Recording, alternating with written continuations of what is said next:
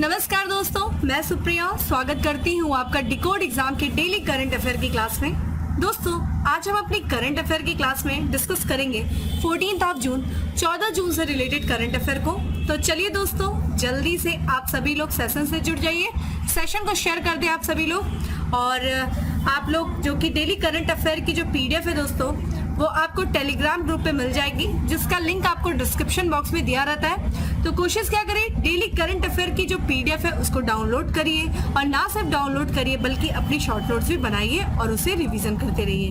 तो चलिए दोस्तों, स्टार्ट करते हैं अपनी क्लास। और क्लास स्टार्ट करूं उसके पहले कहना चाहूंगी कि जल्दी से चैनल को सब्सक्राइब कर लीजिए और बेल आइकन को प्रेस कर लीजिए।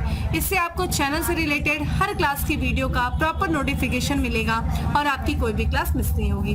तो इसी के साथ स्टार्ट करते हैं अपनी आज की क्लास। और आज की क्लास में हमारा सबसे पहला प्रश्न है कि हाल ही में चर्चा में रहा हर घर जल कार्यक्रम किस वर्ष शुरू हुआ था।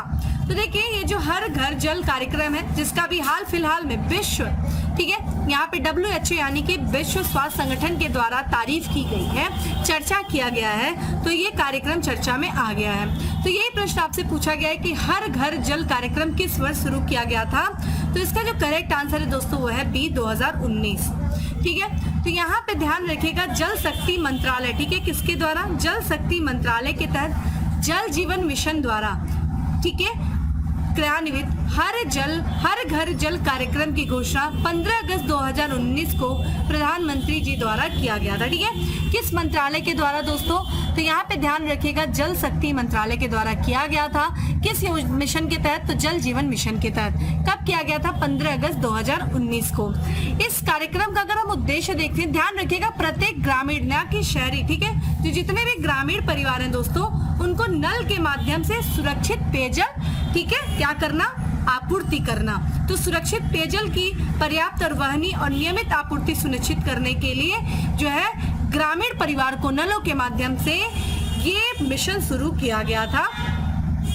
उद्देश्य देखा जाए, इसके तहत क्या लक्ष्य रखा गया था, तो इसमें देखा जाए 2024 तक देश के प्रत्येक ग्रामीण परिवार के लिए नियमित और दीर्घकालिक आधार पर पर्याप्त मात्रा में निर्धारित गुणवत्ता के पेयजल आपूर्ति का प्रावधान करना था। ध्यान रखिएगा, 2024 तक का लक्ष्य दिया गया है।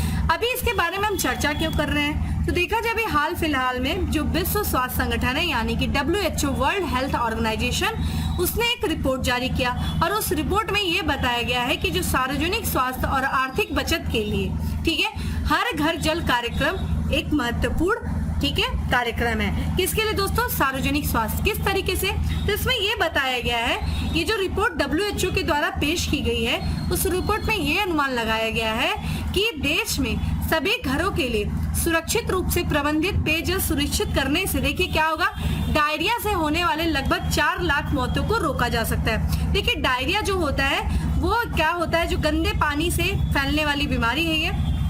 तो अगर हम सुरक्षित रूप से लोगों के घरों में नल के माध्यम से स्वच्छ जल का प्रबंधन करें, तो उससे क्या होगा, जो डायरिया से होने वाले लगभग जो 4 लाख मौतें हैं उनको रोका जा सकता है। ये इस रिपोर्ट में जो कि WHO के द्वारा पेश की गई है उसमें ये बात बताई गई है। और इतना ही नहीं, इस रिपोर्ट में बताया गया है कि इन बीमारियों से, जो कि डायरिया से संबंधित जो बीमारियां हैं, उनसे लगभग 24 मिलियन विकलांगता समायोजित जीवन वर्ष यानी कि डिसेबिलिटी एडजस्टेड लाइफ ईयर्स को रोका जा सकता है। तो ध्यान रखिएगा, ये कार्यक्रम अपने आप में बहुत ही महत्वपूर्ण हो जाता है। इस कार्यक्रम का क्या उद्देश्य है, हर घर जल मिशन कब तक जो है लक्ष्य रखा गया है, क्या ये सिर्फ ग्रामीण शहरों को, ग्रामीण परिवारों को लक्षित करता है या फिर ये शहरी परिवारों को भी लक्षित करता है। इस तरीके के देखिए मल्टी चॉइसेस ऑप्शन आपसे पूछे जा सकते हैं, तो इसका आपको विशेष ध्यान रखना होगा। ठीक है, आते हैं अब हम अपने अगले प्रश्न पे।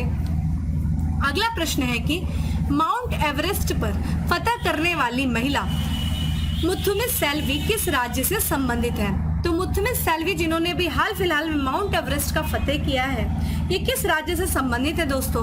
ऑप्शंस आपके सामने दिया हुआ है, तो जिन्हें आंसर पता है कमेंट बॉक्स में आंसर करिए। और इसका करेक्ट आंसर ये है तमिलनाडु। तो ये तमिलनाडु की पहली महिला है सेल्वी, जिन्होंने माउंट एवरेस्ट का फतेह किया है। ठीक है, तो यहाँ पे अगर हम देखें तो यहाँ पे तमिलनाडु का जो जिला है जोहिलपट्टी, विरुद्धनगर, कि ये निवासी हैं 36 वर्षीय मुथुमिस सिल्वी, जिनकी तस्वीर आप स्क्रीन पे देख रहे हैं। ये माउंट एवरेस्ट को फतह करने वाली तमिलनाडु की पहली महिला बन गई। ठीक है, ध्यान रखिएगा। अगर हम माउंट एवरेस्ट की दोस्तों बात करें तो ये जो है एशिया में नेपाल और चीन की सीमा पर स्थित है। ग्रेटर हिमालय पर्वत श्रृंखला की सबसे ऊंची चोटी है। तो ये ग्रेटर हिमालय जो कि हिमालय पर्वत श्रृंखला की एक चोटी है, ठीक है, उसका भाग है ग्रेटर हिमालय, उसकी ये सबसे ऊंची चोटी है। कमेंट बॉक्स में बताइए इसकी जो है ऊंचाई कितनी है, जो कि माउंट एवरेस्ट की ऊंचाई कितनी है, आप मुझे कमेंट बॉक्स में बताइए। देखिए, माउंट एवरेस्ट को अलग अलग नामों से जाना जाता है। जैसे संस्कृत में इसे देवगिरी कहा जाता है, तिब्बत में इसे चोमुलोंगमा कहा जाता है, चीन में इसे चोमुलोंगमा फेंग कहा जाता है और नेपाली में इसे सागर माथा कहा जाता है। यहाँ से भी प्रश्न आपसे पूछा गया है। आइए बात करते हैं उन लोगों के बारे में जिन्होंने सबसे पहले माउंट एवरेस्ट की चढ़ाई की थी। तो दोस्तों 29 मई 1953 को न्यूजीलैंड के निवासी एडमंड हिलरी और नेपाली मूल के एक भारतीय नागरिक है जिनका नाम है तेज सिंह नोरगे शेरपा, इन्होंने सबसे पहली बार जो है माउंट एवरेस्ट की चढ़ाई की थी। कब किया था दोस्तों? 1953 में। वहीं पे अगर हम महिला की बात करें कि कौन सी पहली महिला थी जिन्होंने माउंट एवरेस्ट की चढ़ाई किया था, तो जापान की महिला है जोंगू ताबेई। ठीक है, इन्होंने माउंट एवरेस्ट पर ये चढ़ने वाली पहली महिला है और इनके नाम से एक अन्य उपलब्धि भी है, जैसे कि इन्होंने 7 महाद्वीपों की जो सबसे ऊंची चोटियां हैं उन पर भी चढ़ाई किया था और ऐसा करने वाली ये पहली महिला है। ये इनकी अन्य उपलब्धि है। वहीं पे अगर आपसे पूछ दे कि पहली भारतीय महिला कौन थी जिन्होंने माउंट एवरेस्ट की चढ़ाई किया था, तो बछेंद्री पाल, जिन्होंने 1984 में माउंट एवरेस्ट की जो है चढ़ाई किया था और ऐसा ये पहली महिला है। वहीं 2 बार, ठीक है, माउंट एवरेस्ट पे चढ़ने वाली पहली भारतीय महिला कौन है दोस्तों? संतोष यादव, ठीक है, जिन्होंने 2 बार माउंट एवरेस्ट की चढ़ाई किया। तो ये हमने देखा माउंट एवरेस्ट से संबंधित कुछ महत्वपूर्ण तथ्य। अब बात कर लेते हैं दोस्तों तमिलनाडु की। दोस्तों तमिलनाडु दक्षिण भारत का राज्य जिसका गठन 26 जनवरी 1950 को हुआ था, जब हमारा संविधान लागू हुआ। इसकी राजधानी की दोस्तों बात करें तो देखिए ये चेन्नई है और आप इसको सुदूर दक्षिण में देख सकते हैं। ये आपको तमिलनाडु देखने को मिल रहा है। तमिलनाडु से देखिए 3 राज्यों की सीमाएं और साथ ही साथ एक केंद्र शासित प्रदेश यानी कि पुडुचेरी अपनी सीमा को साझा करता है। और वो 3 अन्य राज्य कौन से दोस्तों? आंध्र प्रदेश है। फिर हम कर्नाटक की बात करते हैं। देखिए यहाँ पे इस मैप को देखते हुए चलेगा, जो कि यहाँ पे देखा जाए तो नॉर्थ टू साउथ की तरफ हम जाएंगे। तो आंध्र प्रदेश है, फिर कर्नाटक है, फिर केरल है और पुडुचेरी। इसकी एक सामुद्रिक सीमा भी है जो कि बे ऑफ बंगाल से लगती है। ठीक है दोस्तों, यहाँ के जो गवर्नर है यानी कि राज्यपाल, वो है रविंद्र नारायण रवि और मुख्यमंत्री है यहाँ के MK स्टालिन। दोस्तों संसदीय क्षेत्र की बात किया जाए तो तमिलनाडु के राज्यसभा में 18 सीटें 18 सीटें हैं, वहीं लोकसभा में इसकी 39 सीटें हैं। विधानमंडल की बात किया जाए दोस्तों तो तमिलनाडु एक सदनीय विधानमंडल है, यानी कि यहाँ पे सिर्फ एक सदन है। क्या है दोस्तों? विधानसभा है, जिसमें 235 सीटें शामिल हैं। चलिए इसी के साथ आपको एक होमवर्क देती हूँ कि आप अपना, ठीक है, मैप खोलिए या फिर जहाँ से भी आप पढ़ सकते हैं। तो देखिए तमिलनाडु में कौन कौन से नेशनल पार्क हैं वो आप थोड़ा सा देख लीजिए, क्योंकि ऐसे क्वेश्चंस डायरेक्ट आते हैं दोस्तों हम अपने अगले प्रश्न पे। और हमारा अगला प्रश्न है कि हाल ही में किस राज्य सरकार ने शक्ति स्मार्ट कार्ड योजना शुरू की है? तो शक्ति स्मार्ट कार्ड जो है कार्ड योजना, ये किस राज्य सरकार के द्वारा शुरू किया गया है दोस्तों? ऑप्शंस देख रहे हैं, देखिए वीडियो को पॉज करके कमेंट बॉक्स में आंसर दिया करिए। और इसका करेक्ट आंसर है सी, कर्नाटक। तो कर्नाटक सरकार ने महिलाओं को 11 जून से शुरू होने वाले, देखिए 11 जून को जो है शुरू हो चुका है कौन सा, वहां पे बसों में मुफ्त यात्रा जो है महिलाओं के लिए शुरू किया गया है। तो राज्य में बसों में मुफ्त यात्रा का लाभ उठाने के लिए शक्ति स्मार्ट कार्ड के लिए आवेदन करने की सलाह दी है। तो ध्यान रखिएगा, शक्ति योजना शुरू किया गया है, शक्ति स्मार्ट योजना, जिसके तहत जो महिलाओं को जो है एक शक्ति स्मार्ट कार्ड दिया जाएगा, जिसके माध्यम से वो बसों में मुफ्त यात्रा कर सकेंगी। ठीक है, तो सरकार ने पहले ही शक्ति योजना पर दिशा निर्देश का एक सेट जारी किया है, जो कि कर्नाटक में कांग्रेस पार्टी के प्रमुख चुनावी वादों में से एक था। जैसा कि आपको पता है हाल ही में कर्नाटक में विधानसभा चुनाव हुआ है, जिसमें कांग्रेस जो है अपना सत्ता में आई है। आप मुझे कमेंट बॉक्स में बनाइए कौन बने मुख्यमंत्री। और वहां पे जो चुनावी वादा किया गया था उसमें ये भी एक चुनावी वादा था कि महिलाओं को जो है मुफ्त में बसों की यात्रा कराई जाएगी और उसी चुनावी एजेंडे को पूरा करने के लिए कर्नाटक की सरकार ने शक्ति स्मार्ट योजना की शुरुआत किया है। कर्नाटक के जो परिवहन विभाग है उनके अनुसार देखा जाए तो महिलाएं जो है 11 जन से सेवा सिंधु karnatak.government.in के माध्यम से शक्ति स्मार्ट कार्ड के लिए आवेदन कर सकती। ठीक है, तो शक्ति स्मार्ट कार्ड योजना जो शुरू किया गया है वो कर्नाटक राज्य सरकार के द्वारा शुरू किया गया। ठीक है, आते हैं हम अपने अगले प्रश्न पे कि निम्न में से किस बैंक ने I am Adyar is me अभियान शुरू किया है। तो दोस्तों इसका करेक्ट आंसर इस डी है, फेडरल बैंक। ठीक है, तो हाल ही में देखा जाए फेडरल बैंक के द्वारा तमिलनाडु के चेन्नई में I am Adyar is me अभियान शुरू किया गया है। अभियान का उद्देश्य क्या है दोस्तों, जो अड्यार जो जहाँ पे जो समुदाय है तो अड्यार के स्थानीय जो समुदाय उनका सम्मान और जश्न मनाना है। इस अभियान के तहत देखा जाए अड्यार के सार को ग्रहण करना और इसकी समृद्ध संस्कृति और विरासत को बढ़ावा देना। ठीक है, ये है दोस्तों अड्यार का उद्देश्य।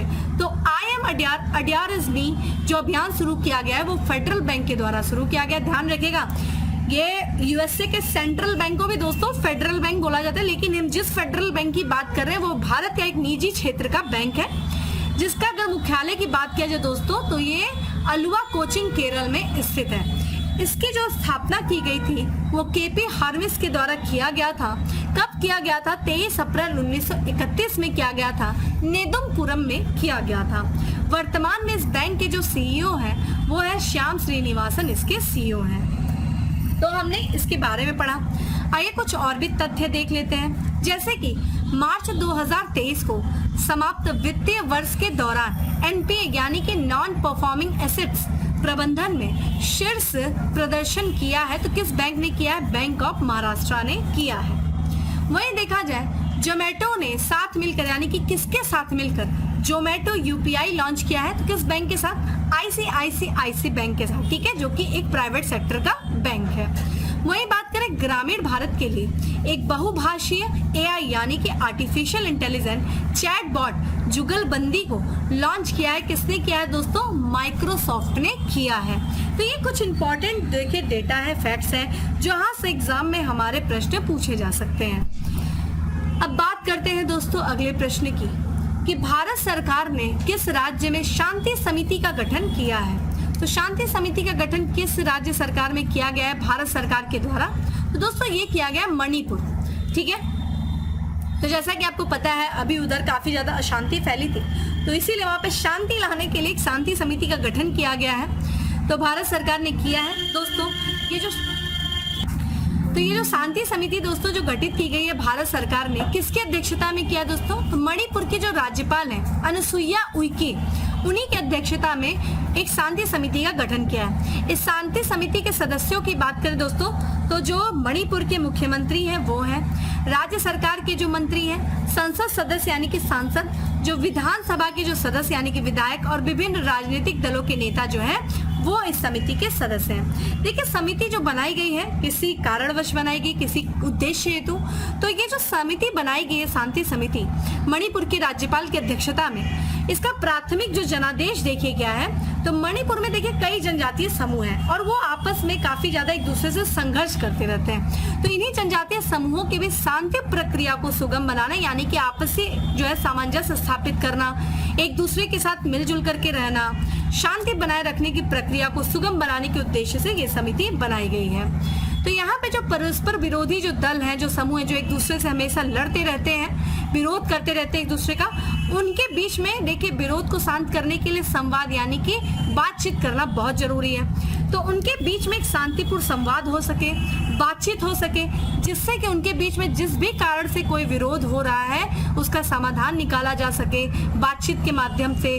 तो इसी बातचीत को बढ़ावा देने के उद्देश्य से ये समिति गठित की गई। ठीक है, तो ध्यान रखिएगा, आपसे ये भी पूछा जा सकता है कि किसकी अध्यक्षता में ये समिति गठित की गई। ध्यान रखिएगा, उधर काफी दंगे हुए हैं। ठीक है, अभी मैतेई जो जनजाति है तो वहाँ पे उसको उनका जो विरोध प्रदर्शन हुआ था, काफी दंगे हुए थे, तो वो जिस कारण से वो क्षेत्र बहुत ही इस समय न्यूज में भी रहा है। तो कवर करते रहिएगा वो क्षेत्र नॉर्थ ईस्ट का, स्पेशली सेवन सिस्टर्स देखते रहिए। अब बात करते हैं दोस्तों अगले जो है प्रश्न की जो कि रिपोर्ट से रिलेटेड है। क्या है दोस्तों? State of India environment 2023 report के अनुसार कौन सा राज्य पर्यावरण के मामले में पहली रैंक पर है? तो पर्यावरण के मामले में पहली रैंक पे कौन सा राज्य है दोस्तों? ऑप्शंस आप देख रहे हैं, तो correct answer is B, Telangana. तो देखिए, गैर लाभकारी संगठन है जिसका नाम है centre for science and environment, उसने विश्व पर्यावरण दिवस यानी कि 5 जून को आंकड़ा जो है जारी किया और जो है आंकड़ा का अपने वार्षिक संग्रह state of India's environment 2023 in figures जारी किया। इस रिपोर्ट में बताया गया है कि इस रिपोर्ट में जलवायु और चरम मौसम, स्वास्थ्य, खाद्य और पोषण, प्रवासन, विस्थापन, कृषि ऊर्जा, अपशिष्ट, पानी, जैव विविधता सहित पर्यावरण के विभिन्न पहलुओं पर आंकड़े जो है इसमें शामिल किया गया। तो एक तरीके से ओवरऑल देखा जाए तो इन्हीं सब के माध्यम से, इन्हीं जो है एक तरीके से पैमाने के आधार पे, मानकों के आधार पे ये रिपोर्ट जारी किया गया है। और इसमें देखा जाए तो जो तेलंगाना है वो जो है पहली रैंक पे रहा है राज्य पर्यावरण के मामले में। आइए कुछ और भी रिपोर्ट के बारे में बात कर लेते हैं। जैसे कि हाल ही में रिपोर्ट जारी किया गया था महिलाओं के रोजगार के मामले में। तो इस रिपोर्ट में जो रिपोर्ट जारी किया गया था उसमें यह बताया गया था कि महिलाओं को रोजगार देने के मामले में जो भारत का जो शहर है जो शीर्ष पर है वो कौन सा है दोस्तों?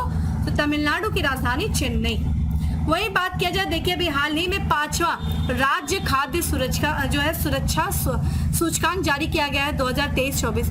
उसमें देखिए 3 आधार पे ये जो है खाद्य सुरक्षा सूचकांक जारी किया गया था। एक बड़े राज्यों के आधार पे पहला स्थान, छोटे राज्यों के आधार पे और केंद्र शासित प्रदेश में। इसमें बताया कि बड़े राज्यों के जो है पहला स्थान कौन सा था? केरल था। छोटे राज्यों में आप मुझे बताइए और केंद्र शासित प्रदेश में कौन सा पहला स्थान था वो आप मुझे बताइए, क्योंकि कुछ ही दिन पहले मैंने डिस्कस किया था। वही बात करें चुनावी लोकतंत्र सूचकांक 2023 जो जारी किया गया था उसमें भारत का स्थान कौन सा था दोस्तों? तो 108वां था। वही अगला है कि विश्व बैंक के लॉजिस्टिक परफॉर्मेंस इंडेक्स 2023 में भारत का स्थान क्या रहा है दोस्तों? 38वां रहा है। ठीक है, ध्यान रखिएगा, ये रिपोर्ट अपने आप में बहुत इंपॉर्टेंट है। अब बात करते हैं अगले प्रश्न की। अगला प्रश्न है कि भारत और कौन सा देश 1 बिलियन यूरो के द्विपक्षीय व्यापार को निर्धारित करने के लिए सहमत हुए हैं? ऑप्शंस दोस्तों देख रहे हैं, correct answer is C, Serbia. तो दोस्तों जैसा कि आपको पता है अभी हाल फिलहाल में, ठीक है, हमारे देश के राष्ट्रपति 2 देशों की यात्रा पे थी। ठीक है, एक तो देखा जाए सूरीनाम, दूसरे की बात करें तो सर्बिया। तो सर्बिया की जो यात्रा थी राष्ट्रपति जी की वो 7 से लेकर के 9 जून के बीच में थी। और इसी यात्रा जो कि 3 दिवसीय यात्रा थी राष्ट्रपति द्रौपदी मुर्मू की सर्बिया के, और अपनी यात्रा के दौरान उन्होंने कुछ महत्वपूर्ण समझौते किए राष्ट्रपति वहाँ के सर्बिया में। तो अपनी यात्रा के दौरान जो बेलग्रेड यानी कि सर्बिया की कैपिटल दोस्तों बेलग्रेड है, और जो सर्बिया के राष्ट्रपति है दोस्तों वो ठीक है, और बेलग्रेड में जो राष्ट्रपति द्रौपदी मुर्मू और उनके जो समकक्ष यानी कि जो सर्बिया के राष्ट्रपति हैं अलेक्जेंडर वुशिक, उन्होंने देखा जाए एक लक्ष्य रखा क्या कि इस दशक के अंत तक यानी कि 2030 के तक जो है जो वर्तमान भारत और सर्बिया के बीच में जो वर्तमान व्यापार है कितना है दोस्तों? 320 मिलियन यूरो का है। उसको इस दशक के अंत तक यानी कि 2030 तक 1 अरब यूरो तक जो है बढ़ाना। तो यानी कि ये द्विपक्षीय व्यापार को निर्धारित करने का लक्ष्य रखा गया है। इसके साथ साथ देखा जाए तो कुछ दोनों देशों ने मिलकर के कुछ विभिन्न क्षेत्रों में लगभग 6 क्षेत्रों में एक दूसरे के सहयोग के लिए समझौता किया है। तो वहाँ के जो राष्ट्रपति वोशिक अलेक्जेंडर वोशिक, उन्होंने भारत और सर्बिया के बीच सहयोग के 6 प्रमुख क्षेत्रों की पहचान की है। ये 6 प्रमुख क्षेत्र जिसमें से फिल्म निर्माण है, रक्षा और सैन्य प्रौद्योगिकी सहयोग है, फार्मास्यूटिकल्स है, कृषि सहयोग है, सूचना प्रौद्योगिकी है, सांस्कृतिक सहयोग। ये 6 क्षेत्रों में एक दूसरे को सहयोग करने पे भी सहमति व्यक्त किया है। तो ये काफी इंपॉर्टेंट है दोस्तों। अब चूंकि हम बात कर रहे हैं सर्बिया के, आइए तो सर्बिया के लोकेशन को देख लेते हैं। हम लोगों ने सूरीनामा का लोकेशन तो दोस्तों देखा था। सर्बिया के बारे में बात करते दोस्तों तो देखिए यूरोप का ये एक देश है जो कि पूरी तरीके से लैंडलॉक्ड कंट्री है, इसकी कोई भी अपनी सामुद्रिक सीमा नहीं है। अगर आप यहाँ पे मैप देखिए तो आपको दिखाई देगा सर्बिया, जिसकी देखा जाए पश्चिम में माफ करिएगा पूर्व में रोमानिया है, उत्तर में हंगरी है, फिर क्रोएशिया है, ठीक है, बोस्निया है, उसके बाद बात करें तो माउंटेनेग्रो है, कोसोवा। देखिए कोसोवा और सर्बिया के बीच में जो विवाद चल रहा है दोस्तों, जो क्षेत्र है काफी समय विवादित क्षेत्र है। तो थोड़ा इसके बारे में भी आप लोग थोड़ा सा न्यूज में देख लीजिए, क्या क्षेत्र है, क्या विवाद का कारण है, थोड़ा सा अच्छे से पढ़ लीजिए, बहुत इंपॉर्टेंट है। और ये विवाद इस तरीके से पढ़िएगा कि इन क्षेत्रों में विवाद का भारत पे क्या असर पड़ेगा, इस पे आप जरूर ध्यान दीजिएगा। फिर अगला है दोस्तों बुल्गारिया। तो ये जो है क्षेत्र है, देश है जिससे सर्बिया अपनी सीमा को साझा करती है। सर्बिया की राजधानी दोस्तों बेलग्रेड है और सर्बियाई दिनार जो है इसकी मुद्रा है। अलेक्जेंडर वोशिक यहाँ की क्या है दोस्तों, राष्ट्रपति हैं और प्रधानमंत्री एना ब्रेनानिक जो है वो यहाँ के प्रधानमंत्री हैं। ठीक है, आते हैं हम अपने अगले प्रश्न की। देखिए ये सब आपके इंटरनेशनल रिलेशन के लिए प्रश्न बहुत इंपॉर्टेंट हो जाता है। और जैसा कि आपको पता है राष्ट्रपति जो है सर्बिया की पहली यात्रा पे थी, तो ये भी बहुत इंपॉर्टेंट प्रश्न बनता है। तो थोड़ा सा ध्यान से चीज़ों को देखते हुए चलिए। अब बात करते हैं अगले प्रश्न की कि निम्नलिखित में से कहाँ भगवान वेंकटेश्वर मंदिर का उद्घाटन किया गया है। तो अभी हाल ही में देखिए वेंकटेश्वर मंदिर का उद्घाटन किया गया दोस्तों केंद्र शासित प्रदेश जम्मू कश्मीर में किया गया। ठीक है, तो जैसा कि आंध्र प्रदेश की ये मंदिर है, ठीक है, जहाँ पे जो पहाड़ी शहर है जिसका नाम है तिरुमाला, वहाँ की ये प्रसिद्ध तिरुपति बालाजी मंदिर के समान पैटर्न पे जम्मू कश्मीर में तिरुपति बालाजी का, ठीक है, ये जो वेंकटेश्वर मंदिर का निर्माण किया गया है। और यहाँ पे ये जो मंदिर है वो दक्षिण राज्य के बाहर तिरुमाला तिरुपति देवस्थानम द्वारा निर्मित छठा मंदिर है। तो ये छठा मंदिर है किसके द्वारा, तिरुमाला तिरुपति देवस्थानम के द्वारा बनाया गया है। तो अन्य 5 जगह कौन से है जहाँ पे ये मंदिर बनी है, हैदराबाद है, चेन्नई है, भुवनेश्वर है, कन्याकुमारी है, दिल्ली है। ठीक है, भगवान वेंकटेश्वर मंदिर की दोस्तों बात करें जो कि जम्मू कश्मीर में बनाया गया है, तो यहाँ पे जो है जम्मू कश्मीर में ये धार्मिक पर्यटन सर्किट को क्या करेगा, मजबूत करेगा, आध्यात्मिक पर्यटन को बढ़ावा देगा जम्मू कश्मीर में, और जम्मू कश्मीर में जो आर्थिक विकास और रोजगार के अवसरों को भी बढ़ावा देगा। देखिए जब पर्यटन क्षेत्र का दोस्तों विकास होता है तो उस क्षेत्र का आर्थिक विकास भी होता है। क्यों? क्योंकि अगर वो वहाँ पे लोग जाएंगे तो देखिए अगर कहीं आप घूमने जा रहे हैं, ठीक है, कोई क्षेत्र है कहीं घूमने जा रहे हैं, तो वहाँ पे होटल वगैरह आपको जो बनाए जाएंगे, तो एक तरीके से विकास का पहला क्षेत्र, मतलब एक तरीके से एक तो इन्वेस्टमेंट होगा, होटल वगैरह बनेंगे, होटल में कार्य करने वाले लोग रहेंगे, ठीक है, तो उनको एक तरीके से रोजगार मिलेगा। और जब आसपास की जो बाजार है वो भी विकसित होगी, रोजगार के अवसर मिलेंगे, आर्थिक विकास होगा, लोगों के क्या होंगे, आय के स्रोत बनेंगे। तो इसीलिए कहा जाता है कि इसीलिए देखिए भारत सरकार लगातार पर्यटन क्षेत्र को बढ़ावा देने का प्रयास कर रही है, विशेषकर उन क्षेत्रों में जहाँ पे विकास नहीं हुआ है और पर्यटन का एक अच्छा खासा भविष्य दिखता हो। ठीक है, तो वहाँ पे पर्यटन क्षेत्र को बढ़ावा देकर के उस क्षेत्र का आर्थिक, राजनीतिक, सामाजिक, ये सारे क्षेत्रों को बढ़ावा दिया जा रहा है। ठीक है, तो ये देखिए बहुत विशेष जो है ये रहा है। तो एक तरीके से धार्मिक पर्यटन को बढ़ावा देगा ये क्षेत्र। तो आते हैं अपने अगले प्रश्न में। देखिए प्रमुख मंदिरों को भी देख लीजिए किन किन राज्यों में है। अगला है किस देश ने दुनिया के सबसे शक्तिशाली हाइपरसोनिक पवन सुरंग का अनावरण किया है। मोस्ट इंपॉर्टेंट क्वेश्चन दोस्तों, और ये देश कौन क्या, हमारा पड़ोसी देश चीन। तो चीन ने देखा जाए हाल ही में उत्तरी बीजिंग के पहाड़ी हुआरो जिले में स्थित दुनिया के सबसे शक्तिशाली हाइपरसोनिक विंड टनल का निर्माण पूरा किया, जिसकी तस्वीर आप देख रहे हैं। इस टनल का नाम क्या है दोस्तों, JF-22, और इस सुरंग का व्यास देखिए 4 मीटर, अगर हम फीट में देखें तो 13 फीट है, और ये प्रति जो है सेकंड 10 किलोमीटर तक की अविश्वसनीय रूप से उच्च वायु प्रवाह गति उत्पन्न कर सकती है। यह इसे 30 मैक तक की हाइपरसोनिक उड़ान स्थिति का अनुकरण करने में सक्षम बनाता है, जो ध्वनि की गति से 30 गुना अधिक है। तो ध्यान रखिएगा कि दुनिया की सबसे शक्तिशाली हाइपरसोनिक पवन सुरंग का जो अनावरण किया है वो चीन ने किया है। क्या नाम है, JF-22 जो है वो इसका नाम है। ठीक है, आते हैं आज के लास्ट MCQ पे। तो यहाँ पे जो है भारत के नियंत्रक और महालेखा परीक्षक यानी कि किस शहर में SAI-20, ठीक है, यहाँ पे अगर हम देखें तो सुप्रीम ऑडिट इंस्टीट्यूट 20 शिखर सम्मेलन की मेजबानी कर रहा है। ठीक है, तो कहाँ कर रहा है दोस्तों, ध्यान रखिएगा किसके द्वारा किया जा, तो दोस्तों ये कर रहा है गोवा में। तो चलिए आज इसका आखिरी दिन है, 12 तारीख को ये शुरू हो चुका था। ठीक है, तो G20 प्रेसिडेंसी के तहत भारत के नियंत्रक और महालेखा परीक्षक supreme audit institutions 20 engagement group के अध्यक्ष कैग, ठीक है, जो भारत के वर्तमान कैग है गिरीश चंद्र मुर्मू वो है। अगर हम बात करें जो कैग सुप्रीम ऑडिट इंस्टीट्यूशन 20 का जो आयोजन हो रहा है वो गोवा में हो रहा है। ये 12 जून को शुरू हुआ था और आज यानी कि 14 जून को ये समाप्त हो रहा है। भारत के जो वर्तमान CAG हैं कौन है दोस्तों? गिरीश चंद्र मुर्मू। वो इस बैठक की, इस ग्रुप की क्या करेंगे? अध्यक्षता करेंगे। ठीक है। शिखर सम्मेलन में देखिए कौन कौन से देश भाग ले रहे हैं? तो ऑस्ट्रेलिया, ब्राजील, इंडोनेशिया, कोरियाई गणराज्य रूस, सऊदी अरब, तुर्की, बांग्लादेश, मिस्र, मॉरिशस, नाइजीरिया, ओमान, स्पेन, संयुक्त अरब अमीरात, मोरक्को, पोलैंड। और साथ ही साथ बात करें दोस्तों, सीएजी यानी कि कैग ने साई 20 इंगेजमेंट ग्रुप के बीच प्राथमिकता वाले क्षेत्रों कौन कौन से? ब्लू इकोनॉमी और जवाबदेही कृत्रिम बुद्धिमत्ता पर सहयोग का प्रस्ताव रखा है। ब्लू इकोनॉमी दोस्तों पारिस्थितिकी तंत्र के स्वास्थ्य के संरक्षण के साथ आर्थिक विकास के लिए समुद्री संसाधन का सतत उपयोग है। ठीक है। तो दोस्तों ये ध्यान रखिएगा कहाँ पे आयोजन किया जा रहा है, किसके द्वारा इसकी अध्यक्षता की जा रही है, इस चीज का ध्यान रखिएगा। अब थोड़ा सा कुछ और भी इंपॉर्टेंट फैक्ट्स देख लेते हैं जो हमारे एग्जाम के लिए जरूरी है। जैसे कि अभी हाल ही में एक सर्वे हुआ है मर्सर के कास्ट ऑफ लिविंग सर्वे कि कौन सा जो शहर है वो रहने के लिए सबसे महंगा शहर है। तो इस सर्वे में ये पाया गया कि भारत में जो प्रवासियों के लिए सबसे महंगा शहर है दोस्तों वो है मुंबई। ठीक है, प्रवासियों।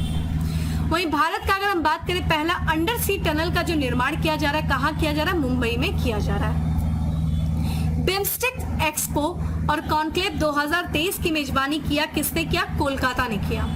अप्रैल 2023 में फूड कॉन्क्लेव 2023 आयोजित किया गया। कहाँ किया गया दोस्तों? हैदराबाद में किया गया, तेलंगाना की राजधानी हैदराबाद में। वहीं बात करें दुनिया के सबसे बड़े स्टॉक मार्केट एजुकेशन कॉन्क्लेव की मेजबानी की किसने किया? नई दिल्ली में की। ठीक है। तो ये था दोस्तों आज का हमारा 10 MCQ। अब बात करेंगे किसकी? फैक्ट्स ऑफ द डे की। फैक्ट्स ऑफ द डे में दोस्तों हमारा सबसे पहला फैक्ट्स है कि हाल ही में 2023 super wet rabbit and blitz Poland जीता। किसने जीता? मैग्नस कार्लसन ने जीता है। ठीक है, चेस खिलाड़ी। वही बात करें 2023 ITTF world table tennis championship में पुरुष एकल खिताब जीता। किसने जीता? फेंट जेडॉक ने जीता। ठीक है। राज्य सरकार ने 2017 से 2021 तक के सभी ट्रैफिक चालान रद्द कर दिए। किस राज्य सरकार ने दोस्तों? उत्तर प्रदेश। मोस्ट इंपॉर्टेंट, ये यूपी स्पेशल आपके लिए हो जाएगा। वही देखिए उत्तर प्रदेश के अभी हाल ही में कार्यवाहक यहाँ पे डीजीपी के रूप में नियुक्त किया गया है। किसे किया गया दोस्तों? विजय कुमार को नियुक्त किया गया है। तो ये देखिए नए जो है कार्यवाहक डीजीपी बने हैं उत्तर प्रदेश के विजय कुमार। वही देखा जाए अभी हाल ही में यूपीएससी, ठीक है, यूनियन पब्लिक सर्विस कमीशन के सदस्य के रूप में नियुक्त किया गया। किसे? विद्युत विहारी स्वयं को। अब आप बताइए मुझे अभी हाल ही में यूपीएससी के नए अध्यक्ष बने हैं वो कौन है? कमेंट बॉक्स में आंसर करिए। ठीक है। तो दोस्तों ये था आज का हमारा करंट अफेयर। उम्मीद करती हूँ आपको अच्छा लगा है तो दोस्तों लाइक कर दीजिए, ज़्यादा से ज़्यादा लोगों को शेयर कर दीजिए। और डेली करंट अफेयर के जो PDF है वो आपको टेलीग्राम ग्रुप पे मिल जाएगी, जिसका लिंक आपको डिस्क्रिप्शन बॉक्स में दिया हुआ है। तो जाइए डाउनलोड करिए और साथ ही साथ अपनी शॉर्ट नोट्स बनाइए, रिवीजन करिए। टेस्ट दोस्तों देते रहिए, अगर आप लोग टेस्ट ज्वाइन किए हैं तो देते रहिए। अदरवाइज जहाँ से भी ज़्यादा से ज़्यादा MCQ सॉल्व करने की कोशिश करिए, आपको बहुत हेल्प करेगा। बाकी दोस्तों हम फिर मिलेंगे अगले सेशन में, तब तक के लिए bye. Have a good day, stay safe and stay happy.